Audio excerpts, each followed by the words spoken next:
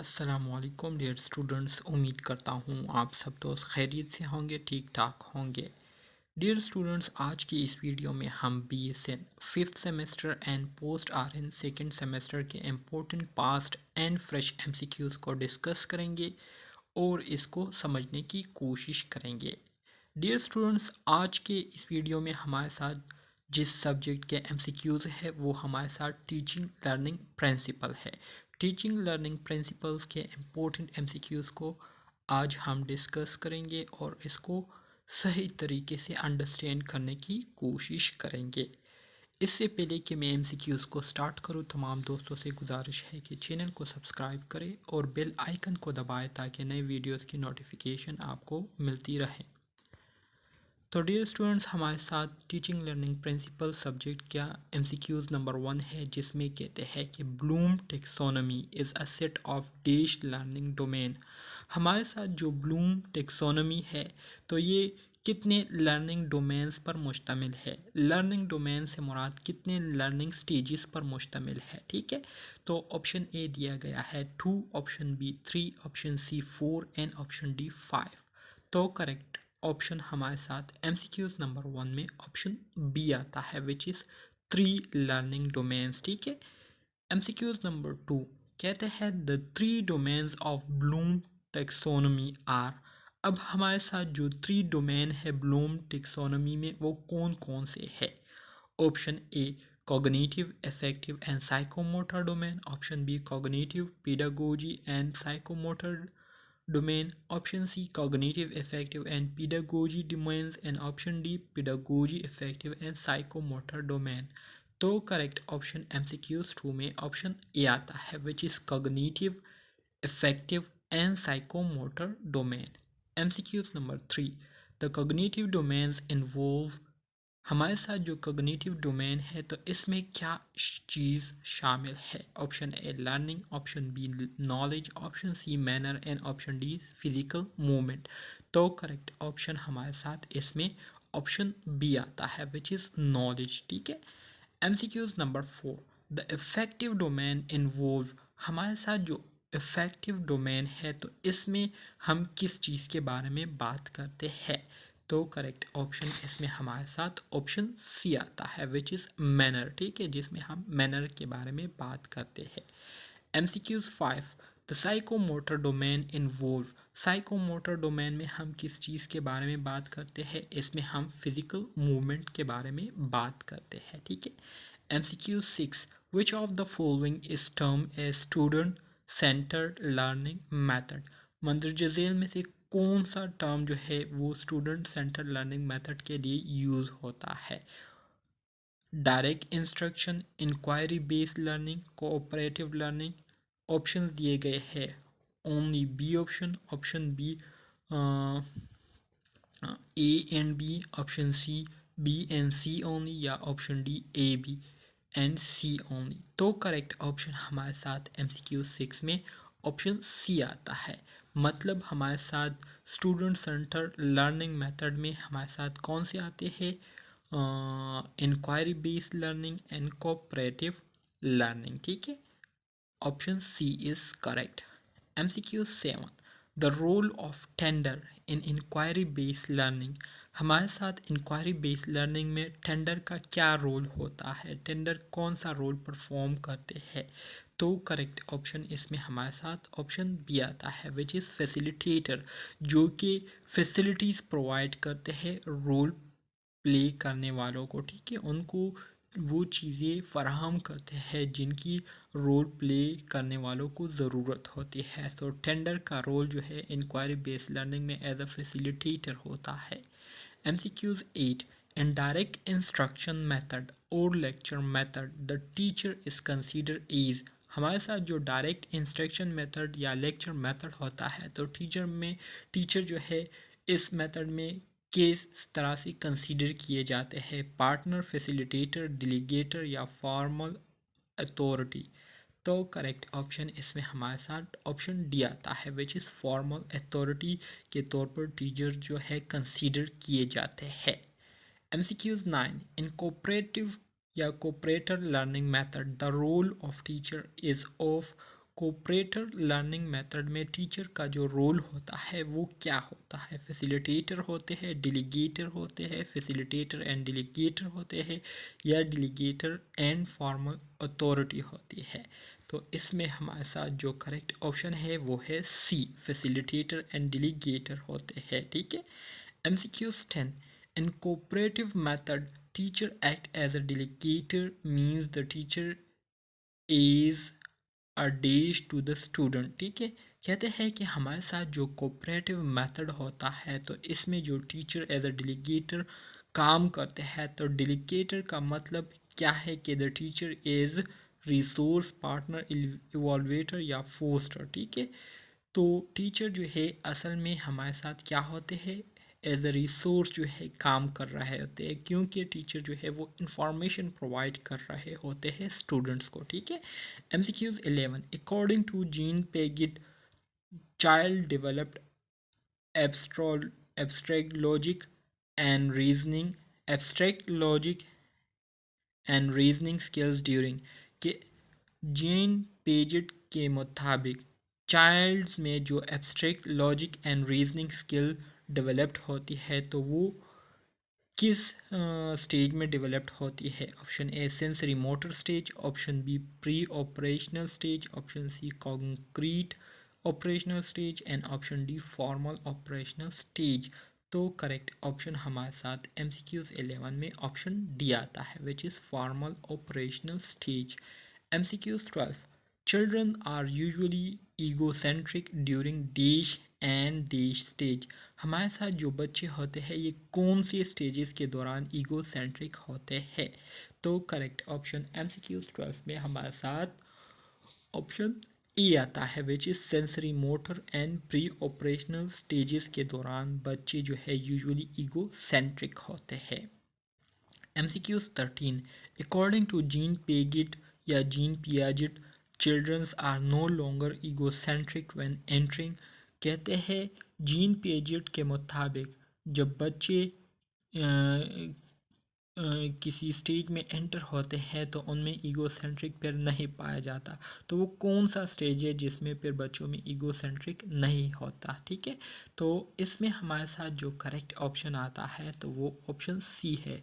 मतलब जब बच्चे कंक्रीट ऑपरेशनल स्टेज में एंटर्ड हो जाते हैं, पहुंच जाते हैं, तो इनमें फिर ईगो सेंट्रिज्म जो है ये नहीं पाया जाता। ठीक है।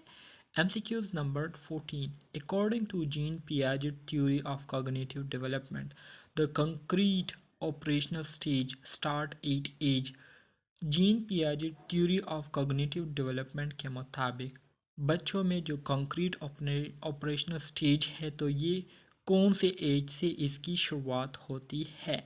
तो करेक्ट ऑप्शन इसमें हमारे साथ ऑप्शन बी आता है, विच इज़ 7 ईयर्स के साल से बच्चों में ये कंक्रीट ऑपरेशनल स्टेज स्टार्ट हो जाता है। MCQs 15. According to Piaget theory of cognitive development, the formal operational stage start at age। जो formal operational stage है तो ये कौन से एज में स्टार्ट होती है? करेक्ट ऑप्शन इसमें ऑप्शन सी आता है, विच इज़ 11 ईयर्स। ठीक है। MCQs number 16 कहते हैं the field of study concern with the constructor of thought process invading remembering problem solving and decision making is called. तो इसको क्या कहते हैं? MCQ 16 में हमारे साथ करेक्ट ऑप्शन सी आता है। ठीक है। मतलब वो स्टडी की वो फील्ड जिसमें हम क्या करते हैं, थॉट प्रोसेसेस को क्या करते हैं, उसको हम फोकस में लाते हैं, उस पर हम क्या करते हैं, सोच विचार करते हैं और प्रॉब्लम को सॉल्व करने की कोशिश करते हैं और इस तरह से डिसीजन मेकिंग करते हैं, मतलब फैसला वगैरह करते हैं। तो ये हम कौन से फेज में करते हैं या किस में करते हैं? ये सारे काम कॉग्निटिव डेवलपमेंट में करते हैं। ठीक है।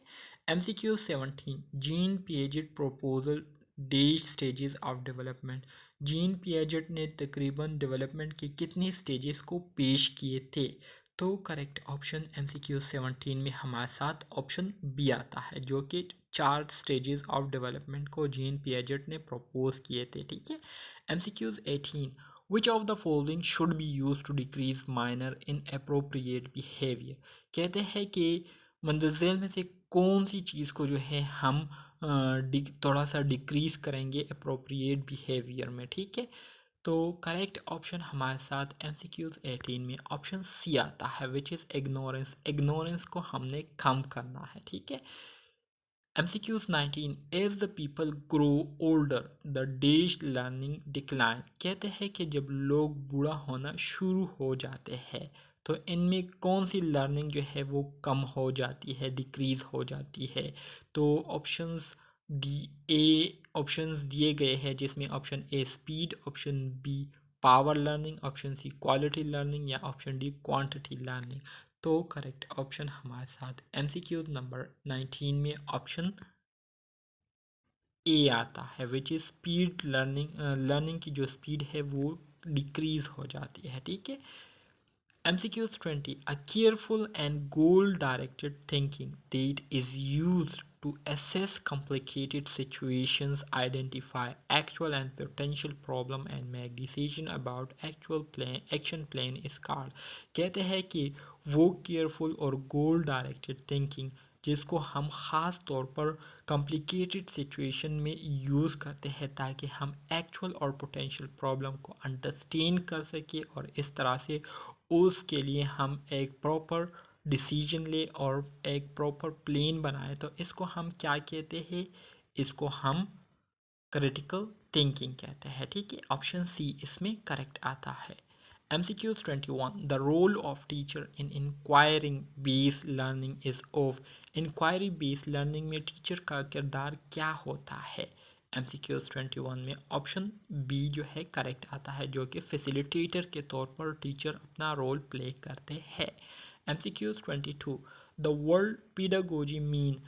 हमारे साथ जो लफ्ज़ पीडागोजी है तो इसका क्या मतलब है। पीडागोजी मतलब पीड्स मुराद बच्चों को कहते हैं और गोजी mean to study, so to understand child, ठीक है। तो हमारे साथ जो करेक्ट ऑप्शन MCQs 22 में आता है तो वो हमारे साथ क्या है, टू लीड द चाइल्ड, मतलब बच्चों को गाइड करना। पीडागोजी, पीड मीन बच्चे एंड गोजी मीन टीचिंग या गिविंग इंस्ट्रक्शन या टीचिंग देम, ठीक है।